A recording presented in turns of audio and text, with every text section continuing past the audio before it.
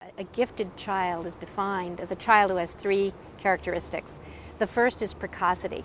That means the child has skills that emerge and develop at an earlier age than typical children, and learns much more quickly in a particular area than a typical child. And that's really probably the most obvious characteristic, and that's the one that everybody would agree on. The second one is what I call a rage to master, and that means these children are incredibly intrinsically driven, motivated to master knowledge in the domain in which they have a gift. And the third characteristic is what I call marching to their own drummer. These kids are not just faster, they're also different.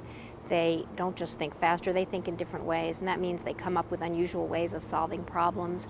And they also learn in a different way, and primarily they learn on their own. They don't need a lot of adult support or scaffolding. So those are the three characteristics that I have argued define giftedness, whether it's giftedness in the IQ academic domain, or in the arts, or in music, or in chess, or in athletics. In terms of the factors that lead to giftedness, there's a lot of debate about how much is nature and how much is nurture. There are some people who argue that it's all nurture, that all you need to do is amass a huge amount of practice in your domain. Start early and work hard, and then you can get to be very gifted.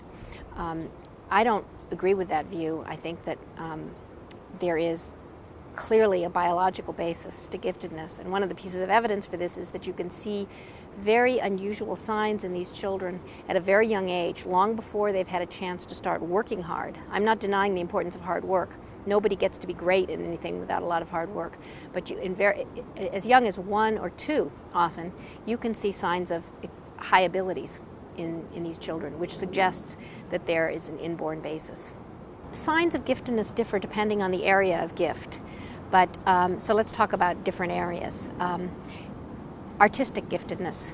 These children start to draw at a very young age, usually around 2, and all they want to do is draw. I've studied a child who drew the minute he got up out of bed. He drew during breakfast. He drew during school. He drew as soon as he came home. When he had children come over to play with him, he asked them to pose for him. He was consumed with drawing. You see the same kind of, and that's what I mean by rage to master. And you see the same kind of intensity of focus in, say, a math gifted child, where that child turns ordinary experience into math problems. I call it mathematizing the world. In the verbal area, these are kids who read constantly, and they often read nonfiction rather than fiction.